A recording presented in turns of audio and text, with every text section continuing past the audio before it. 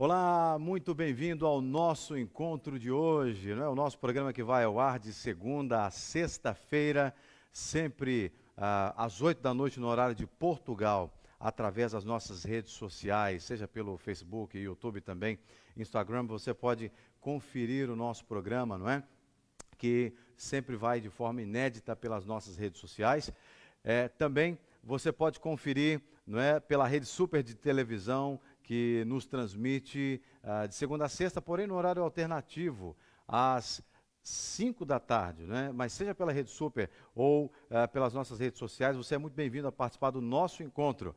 Nosso programa sempre traz temas importantes, temas relevantes, né?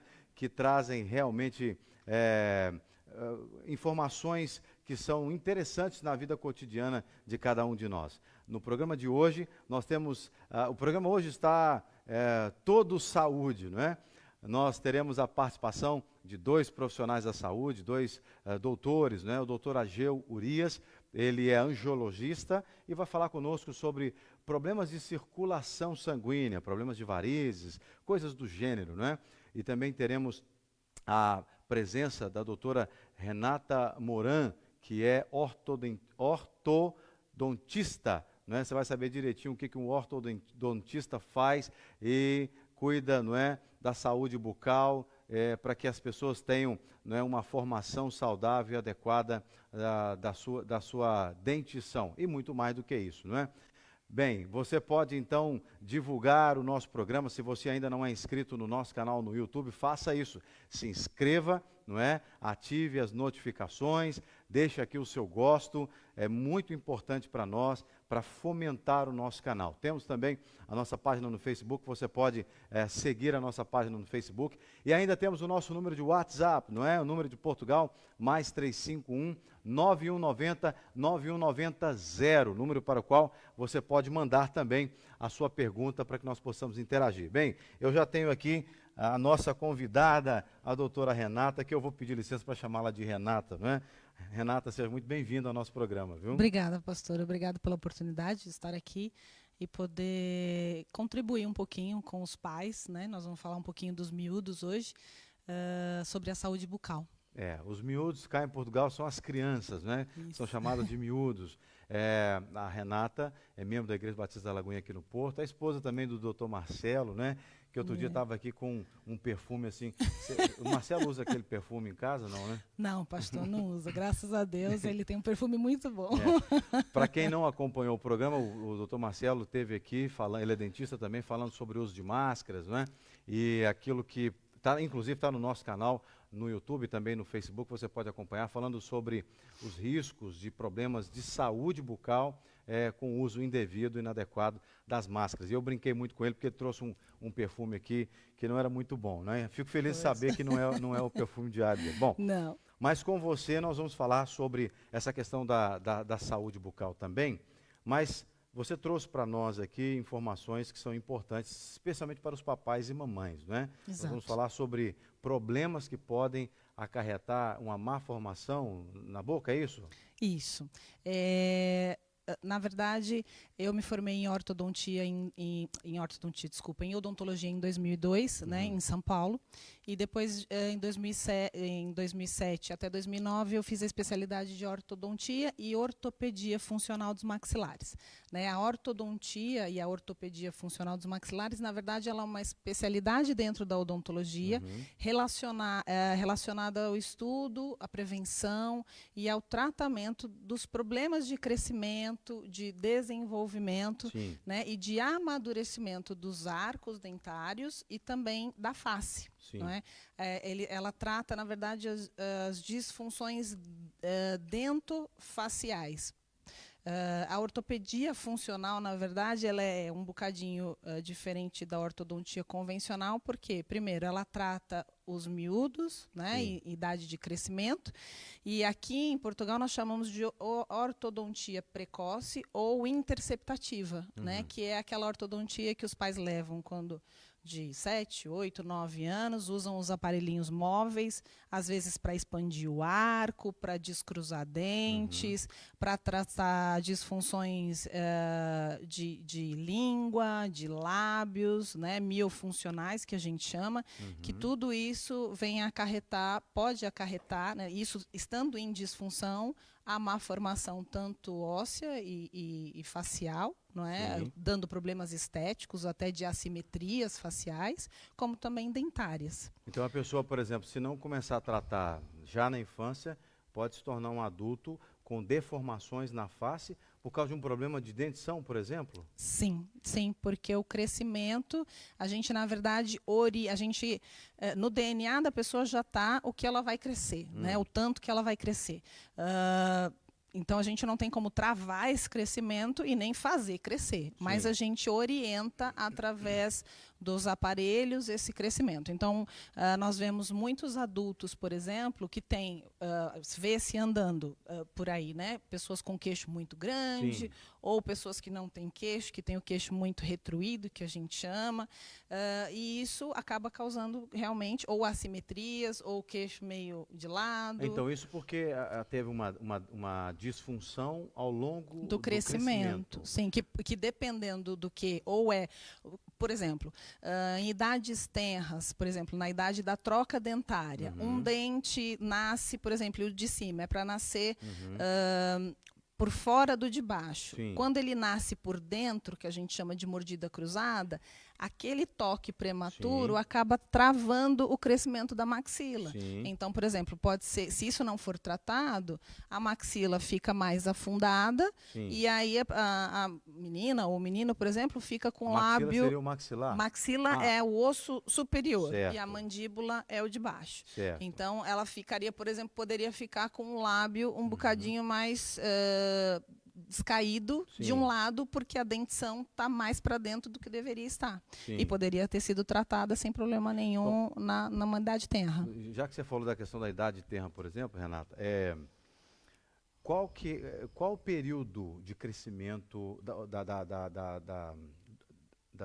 dos ossos faciais, né, que tem a ver com o maxilar também, porque isso a criança ela desenvolve essa parte da boca. Crânio-facial. O crânio-facial, mas aí a sua área é a área, né, da dentição, do maxilar, etc. e tal.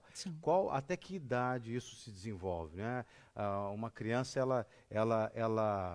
ela tem esse desenvolvimento saudável, adequado, até que idade e quando ela para de crescer, não é? essa parte, e quando deve-se fazer uma intervenção. Daqui a pouco você vai mostrar para a gente, ela trouxe inclusive fotos para mostrar alguns exemplos, mas em termos de desenvolvimento. Então, assim, nós crescemos até os 20, 21 anos de idade, que tem um amadurecimento ósseo e tudo. Agora, vale ressaltar que, assim, 60% da face de uma criança está pronta até os 4 anos de idade. E até os 6 anos de idade, 80% da face da criança ela está pronta. Não está madura, porque ainda vai terminar de amadurecer, terminar de crescer, mas está pronta. Então, a idade certa para a gente intervir é quanto antes, melhor, na fase de troca dos dentes. Os dentes vão começar a trocar, por exemplo, com 6 anos de idade, 6, 7 anos de idade, que eu tenho até um slide para mostrar da troca dos dentes. De 6, 7 anos de idade, começa-se a ver a troca dos dentes. A gente sabe que as crianças, ao longo de 9 anos, mais ou menos, começa a ter um pico de crescimento bom, exponencial, que começa a ter um pico grande de crescimento. Deixa eu te interromper. É hora da gente entrar. Quando você fala, a gente pode mostrar esse slide, essa foto, por favor, Tarek, a primeira foto, então, que tem a ver com a questão do crescimento. Então, aí das trocas dos dentes. A Renata vai narrando para a gente, né? Isso tem a ver, esse é da troca dos dentes. Sim, a troca de dentição, a primeira dentição, pastor, a primeira dentição tem 20 dentinhos, é a dentição decídua ou a de leite, que a gente Tá chama. na tela, o pessoal de casa está Isso. vendo já, né? Então, aqui, na verdade, assim, essa troca de dentição, para os pais e para as mamães até não ficarem preocupados, porque quando dá 6 aninhos de idade, mais ou menos, nós temos de 6 a 7 anos de idade esse verdinho, que é o primeiro de baixo, né? A gente sabe que aqui está desenhado metade da boca para o lado esquerdo, a gente tem a mesma quantidade e os mesmos dentes que a metade da boca para o lado direito. Então, Certo. a primeira troca que acontece são os 2 primeiros dentes de baixo, que são os incisivos centrais inferiores. Depois, os segundos dentes são os superiores, incisivos centrais superiores. Depois, nós vemos aqui os incisivos laterais de 7 a 8, isso de 6 a 7 são os incisivos centrais inferiores e os incisivos centrais superiores. De 7 a 8 anos são os incisivos laterais inferiores, que está aí na bolinha verde mais clara, e depois os incisivos laterais superiores. É onde fica aquele janelão de cima e de baixo, não é? Depois, na bolinha laranja, que já é um dentinho mais posterior, que é um molarzinho, de 9 a 11 anos acontece essa troca. Depois, os caninos, de 10 a 12 anos, e de 10 a 12 anos também o último molar. Ok. Pode Tá? voltar para cá, Tarek, por favor. Não, daqui a pouco a gente mostra essa foto, Tarek. Só para eu Isso. perguntar em cima dessa questão das trocas de dente, né, da troca de dentição. É nesse momento que a pessoa pode desenvolver algum tipo de disfunção? Sim, assim, na verdade, a Associação Americana de Ortodontia, ela aconselha todas as crianças, né, a fazer uma consulta com o ortodontista até os 7 anos de idade, até os 7, 8 anos de idade, exatamente, porque alguns problemas ortodônticos podem ser corrigidos muito facilmente se tratados, não é, cedo. Às vezes, esperar a troca de todos esses dentes de leite, que às vezes é o que muitos pais pensam, não, eu vou esperar trocar os dentes de leite pelos permanentes para levar no ortodontista. Ou esperar o crescimento total da face, né? Tem problemas que acabam sendo muito limitantes para se arrumar depois. Então, se deixar isso para... não vou mexer agora, vou mexer mais tarde.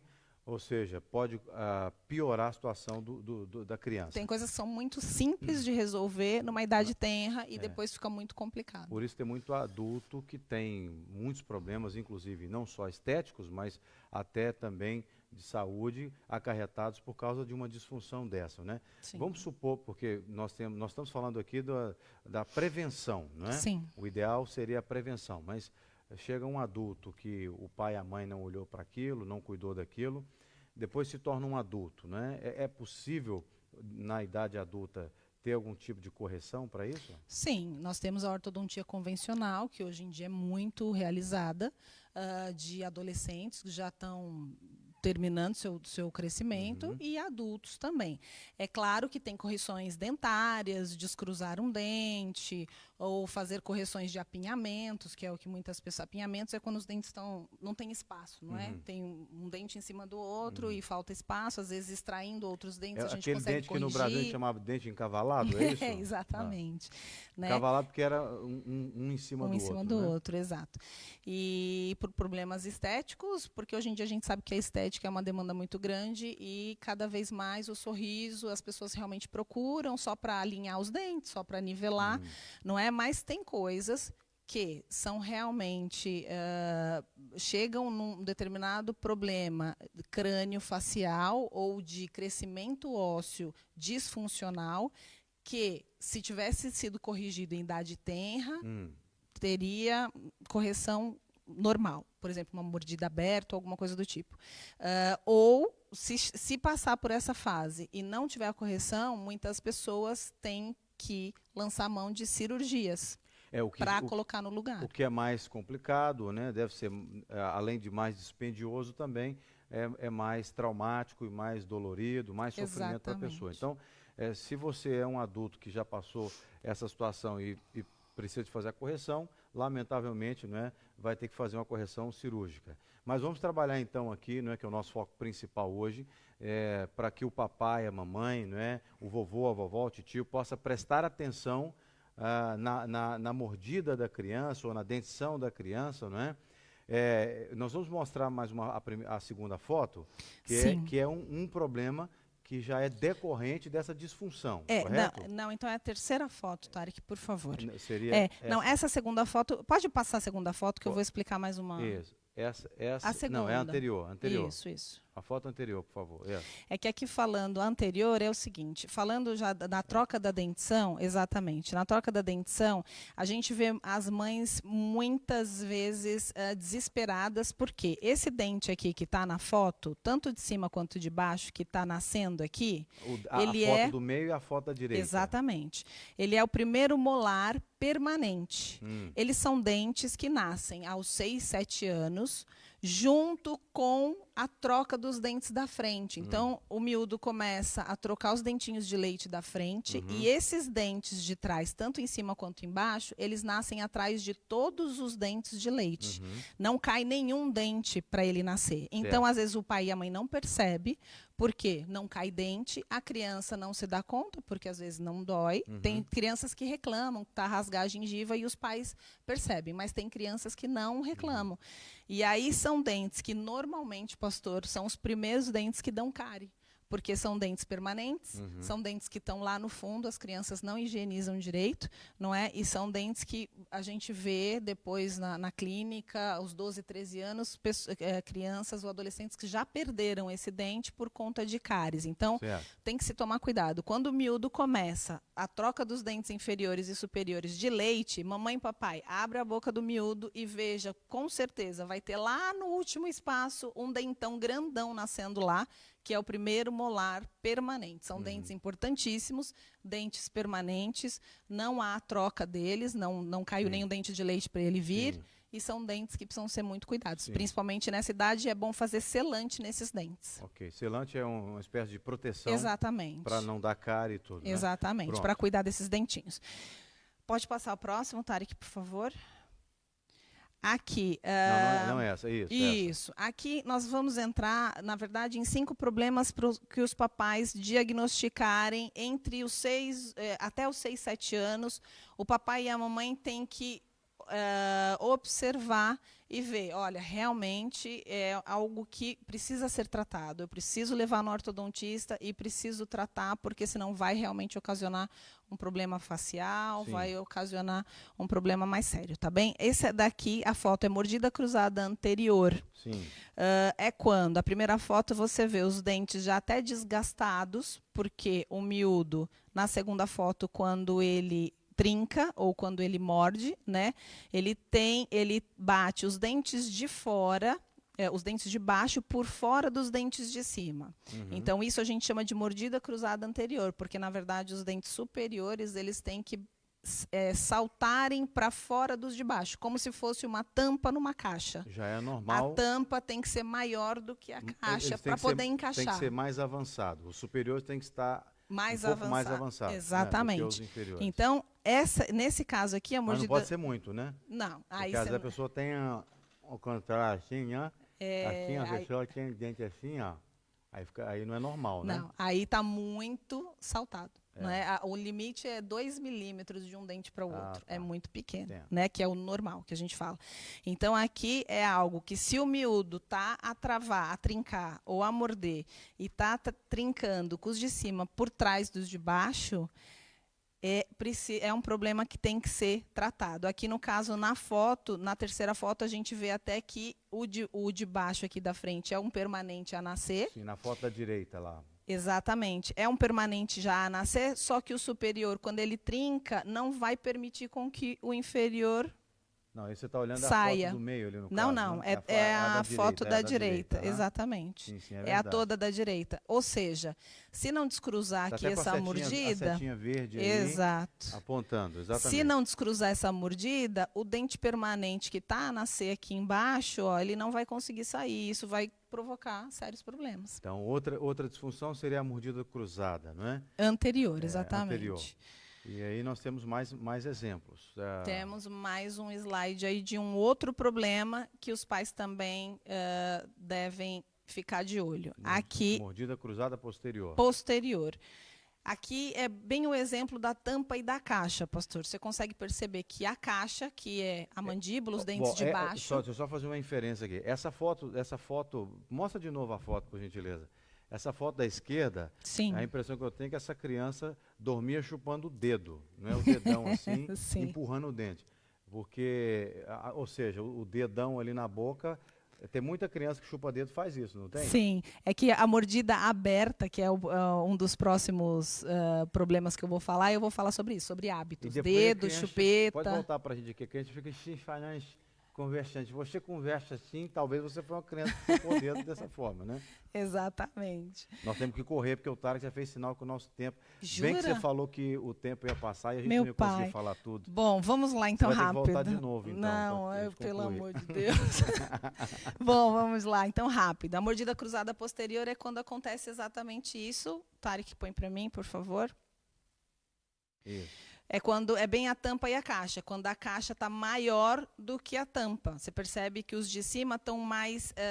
recuados. Não recuados, eles estão mais estreitados. Ah, sim. Digo... Estão mais juntinhos, né? Exatamente, eles estão para dentro dos de baixo. Uhum. E aí na frente abre a mordida. Ou na foto do lado aqui, a gente tem uma mordida cruzada só do lado esquerdo. Mas isso tem a ver com genética? Isso tem a ver com... Isso às vezes tem a ver com... mesmo forçando ali? Muitas das vezes é hábito, respiração bucal.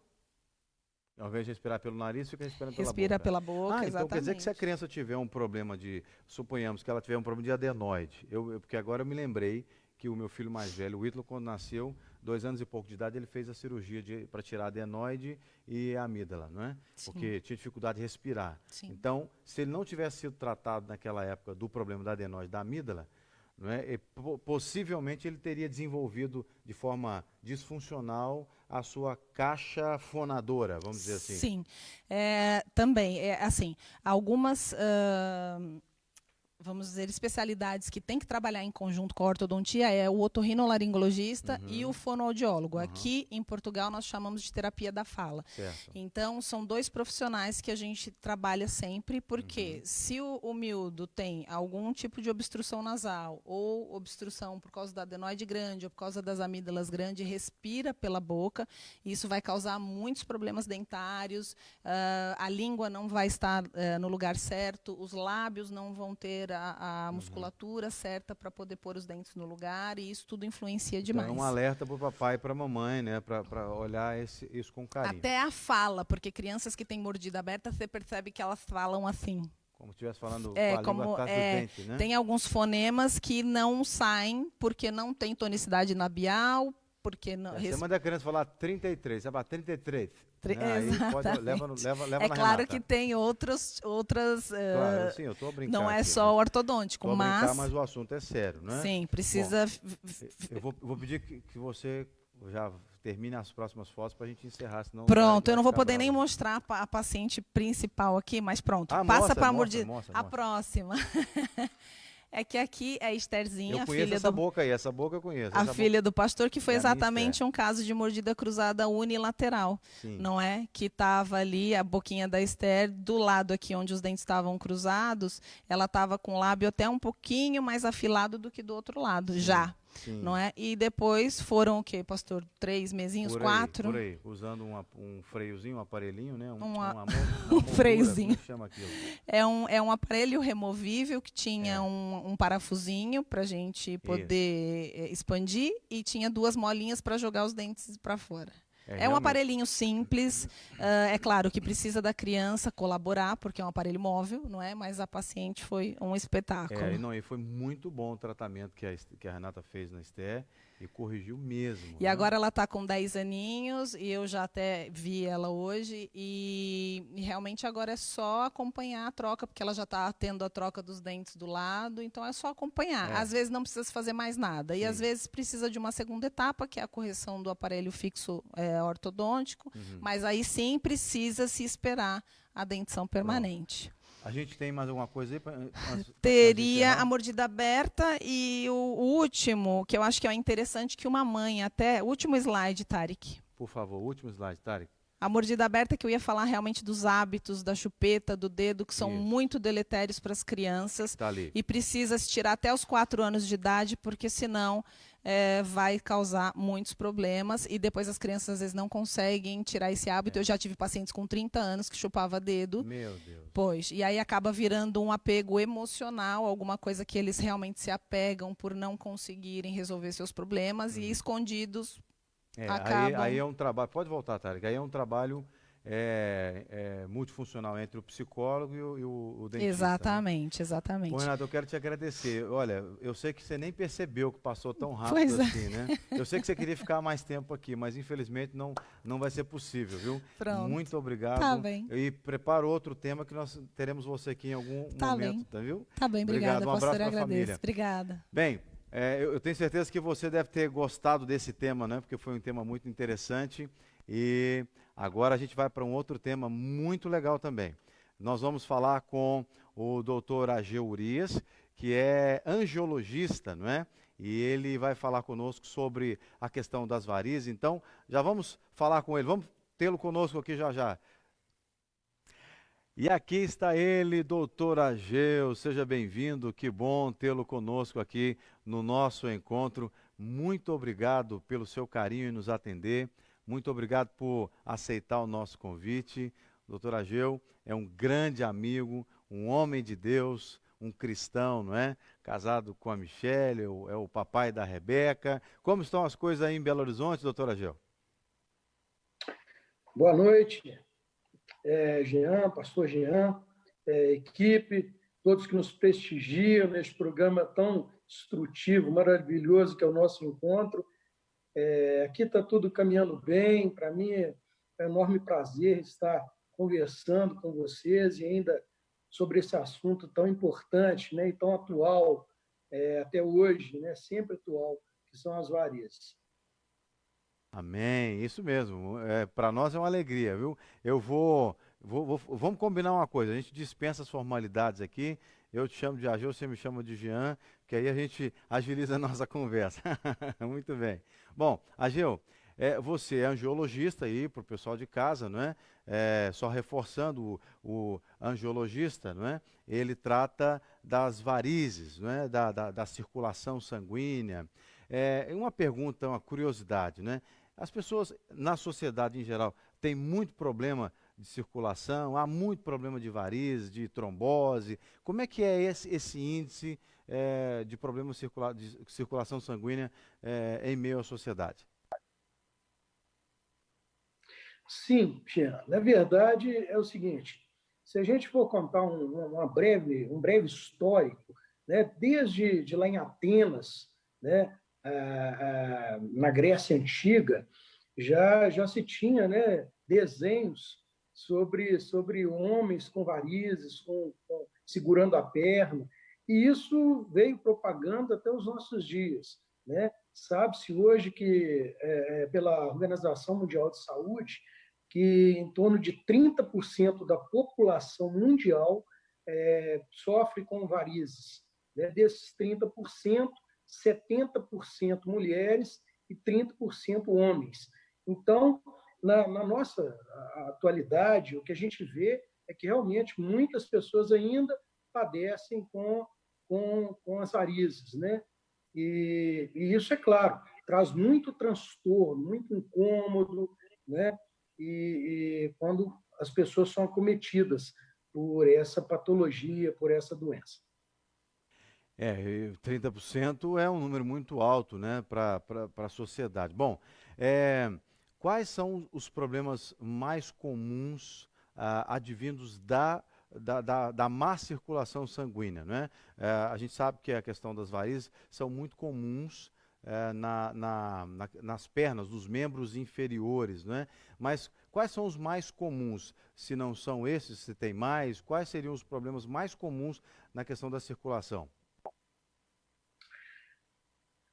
Muito bem, Gina. Na verdade, eu diria que talvez o principal deles, que acomete muito a população, como eu já referi, seria mesmo as varizes. E em decorrência dela, pode acontecer outras coisas, outras patologias, né, associadas, pode vir a ter uma trombose venosa profunda, pode vir a ter úlceras venosas, que são as feridas, né, nas pernas, mas o principal realmente são as varizes.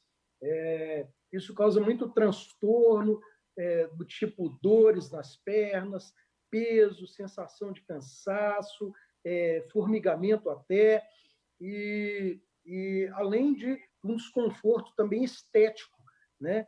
que causa realmente aí, às vezes, até problemas emocionais em alguns pacientes, por que não dizer maiormente aí nas mulheres.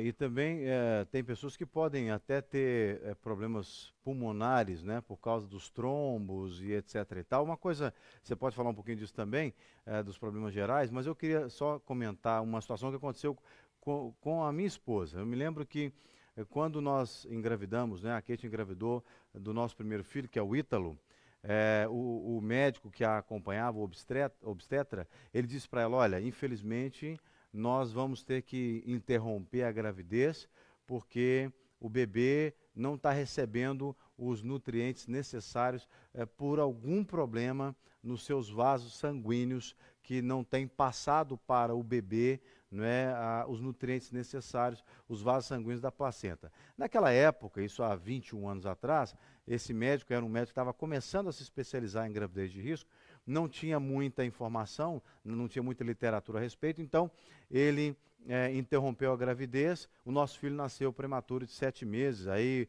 houve ali uma série de situações, né? Nasceu com 1,4 kg, ficou 23 dias no hospital, sendo 10, 13 dias ali na UTI neonatal. Pois bem, os anos se passaram, nós tivemos a segunda gravidez, a terceira gravidez, e na terceira gravidez, que foi a Esther, que é a filha mais nova, 10 anos, a segunda gravidez, que foi a Emily, também veio de 8 meses. O Ítalo foi de 7 meses, a Emily de quase 8 meses. Na terceira gravidez, que é a Esther, nós decidimos procurar o mesmo médico. E aí ele falou conosco assim, olha, na época da primeira gravidez, a gente não sabia como lidar com esse processo. E descobrimos ao longo dos anos que tomando um medicamento chamado heparina, ajudava na diluição do sangue e a criança pode ficar mais tempo na barriga. E assim foi feito. A Kate tomou, eu mesmo aplicava nela, todos os dias, já na terceira gravidez, injeções 2 vezes por dia de heparina para não deixar que o sangue coagulasse e o sangue passasse, não é? Bom, a gente não sabia que isso era uma espécie de trombose na placenta, ou seja, eu fiquei assim muito surpreso desse problema. Você já teve casos assim, já acompanhou casos também, ou tem outros casos que são menos comuns?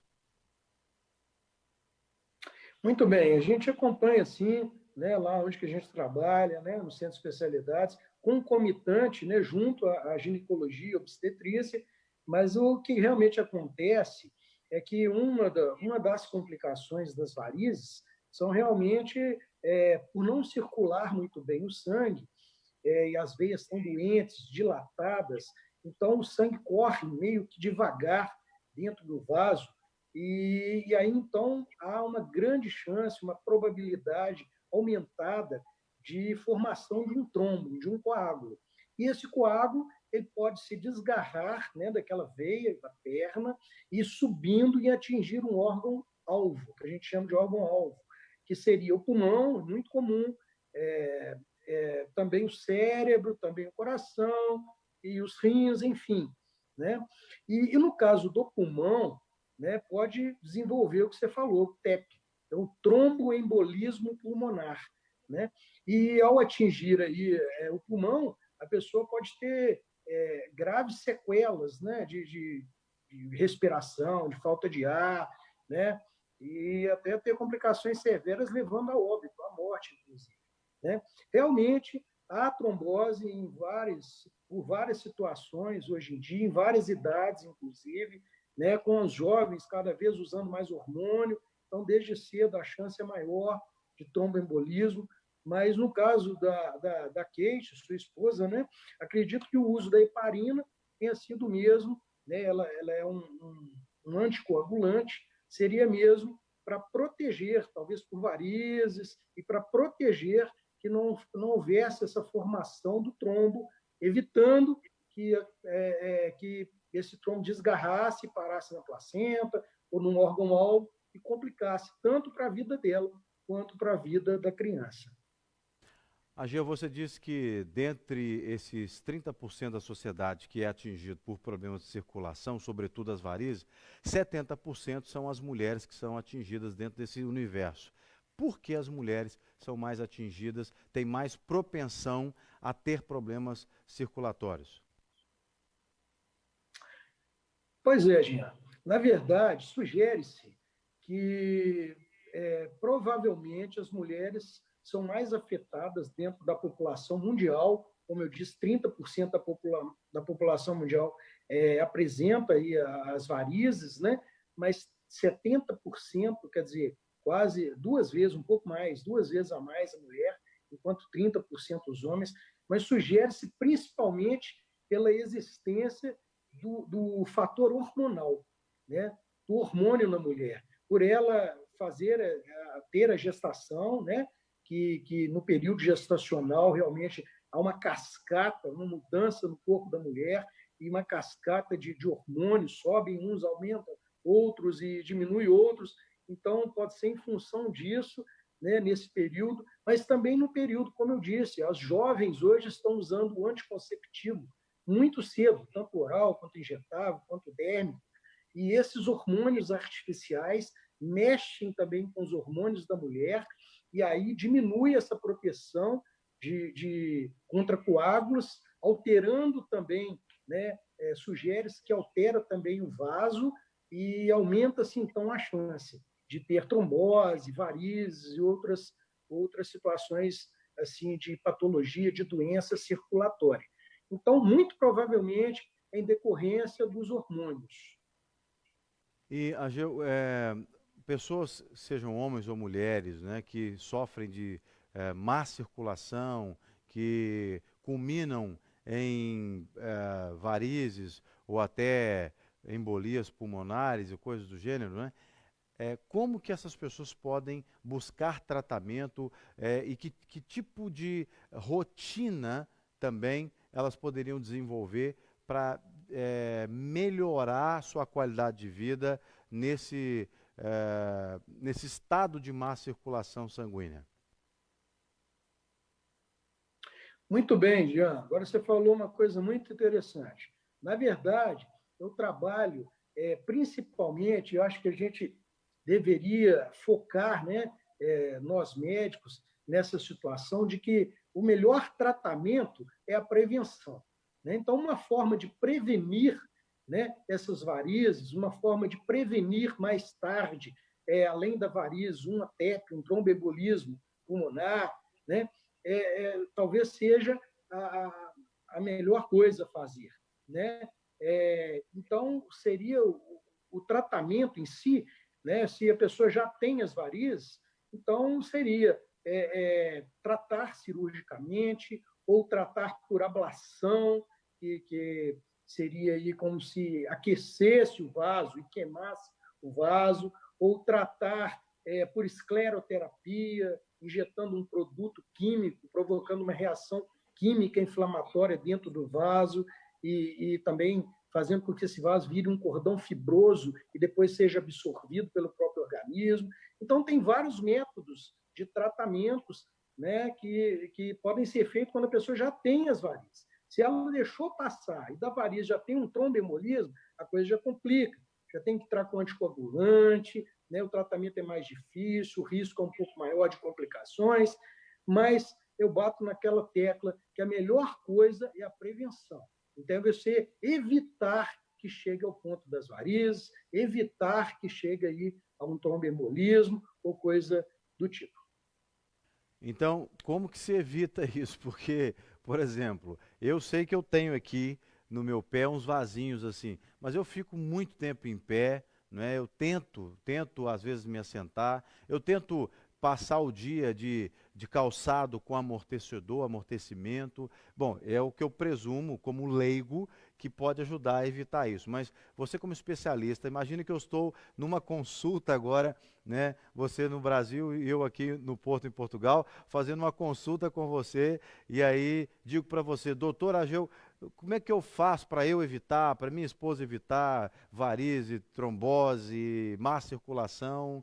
Dicas práticas, Ageu. Claro, eu acho que para a gente entrar nesse termo aí, a gente tem que pensar um pouquinho também sobre as causas. As causas são a principal delas, a genética, né, o fator hereditário, né, principalmente familiar de primeiro grau, né, o pai, a mãe, né, também avós e tios, né, então a chance é maior. Esse tem que olhar mais cedo. Se sabe que a vovó, a mãe tem varizes, procura um angiologista mais cedo. Tem os fatores hormonais, como eu disse, né, a pessoa já tem uma tendência, é mulher, é jovem, tenta outra forma, né? Não evita aí usar hormônios se for possível, é claro, né?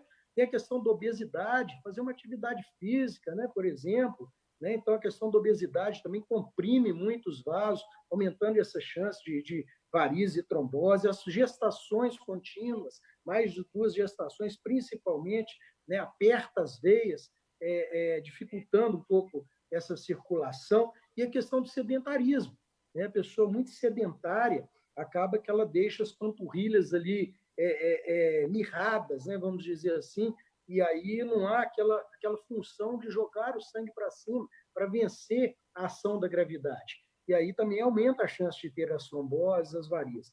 Então, eu diria que uma prevenção seria coisa, para ser bem prático, seria, primeiro, educar o intestino, uma coisa importante, porque a pessoa muito constipada, ela vai fazer muita força, isso vai alterar os vasos, né?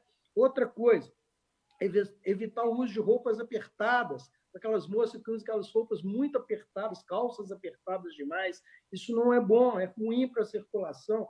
Outra coisa, evitar a obesidade. Você viu que está um pouquinho acima do peso, aquele peso em excesso pode comprimir vasos, então vamos reduzir a alimentação um pouquinho, vamos comer nos horários, né? Outra coisa, fazer exercício físico, e o melhor deles, eu diria, que seria aquático, né? Natação ou hidro, mas também uma caminhada, se você tiver oportunidade, também é excelente. Outra coisa, usar calçados, principalmente as mulheres, não muito altos, de plataforma e de 2 a 4, 5 centímetros, não ser mais alto que isso, só em ocasiões mesmo especiais usar mais alto. Outra coisa, evitar carregar muito peso, né? Peso excessivo, evitar. Se você pode levar 2 sacos de arroz, leva um, você pode levar um em vez de levar 2, né? E outra coisa, evitar permanecer longos períodos sentado, parado ou em pé. Se você trabalha muito tempo sentado ou muito tempo em ortostatismo, ou seja, muito tempo em pé, ande um pouquinho, levanta, vai ao banheiro, toma uma água, volta, senta de novo, mexa bem os pés. Então, essas coisas são coisas simples que você vai evitar. Além de o caso do tabaco, para quem é fumante, né? É triste, né? Mas também tem um fator aí que realmente pode causar úlceras, pode causar endurecimento aí dos vasos e oclusões e tromboses. Então, evitar também o tabaco também seria outra prevenção para varizes e também para tromboembolismo pulmonar. Ageu, a gente já está chegando ao final do nosso bate-papo, mas me chamou a atenção 2 coisas que você falou aí. Você falou da questão da panturrilha. Eu ouvi dizer um dia, eu não sei se foi você que há muito tempo me comentou isso, ou se eu li em algum lugar, que na panturrilha nós temos uma espécie de coração, um segundo coração, é isso? Isso aí, Jean, eu recordo, na Rede Super, há bem tempo, né? Quando nós estivemos pessoalmente no programa.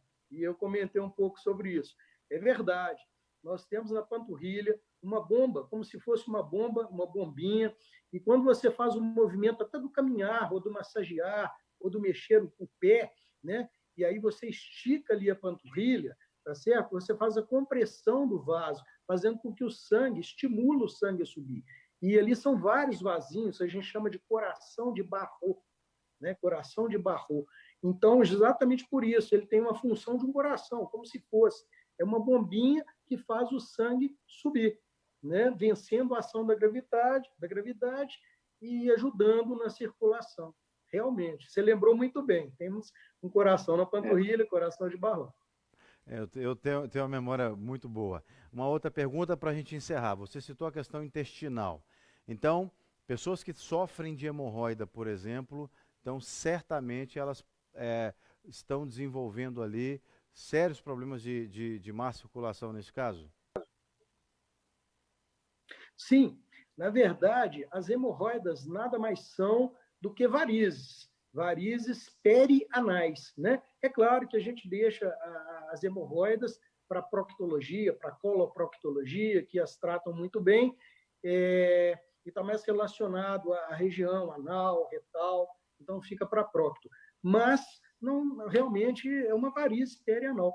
Então, da mesma forma, a pessoa que é muito constipada, ela tem que procurar lá tomar um tamarino, comer mais mamão, né, uma laranja, alguma coisa assim para melhorar os seus hábitos intestinais, para que ela não faça tanta força, né, as evacuações e com isso não dilatem mais vasos, não só perianais, mas também dos membros inferiores.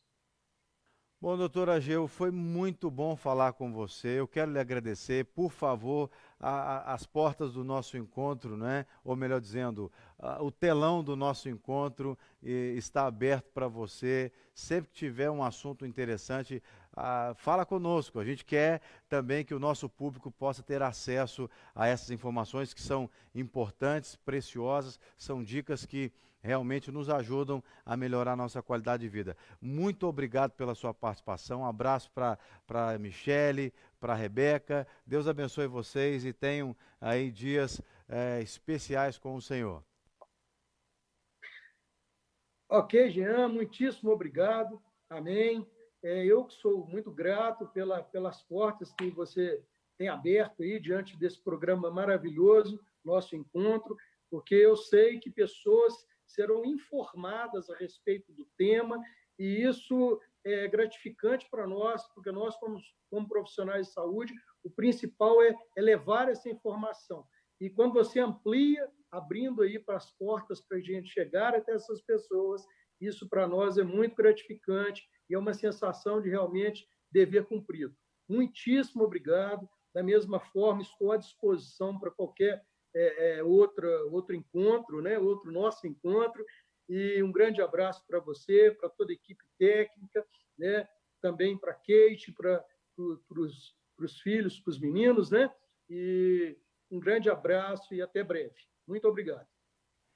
Obrigado eu espero que você de casa tenha gostado, né, desse bate-papo e que foi muito interessante, uma conversa, né, informal, mas muito esclarecedora, e partilhe esse programa com outras pessoas. Muito obrigado pela sua participação até aqui, pela sua audiência, e espero você no nosso próximo encontro, se Deus quiser. Tchau, tchau.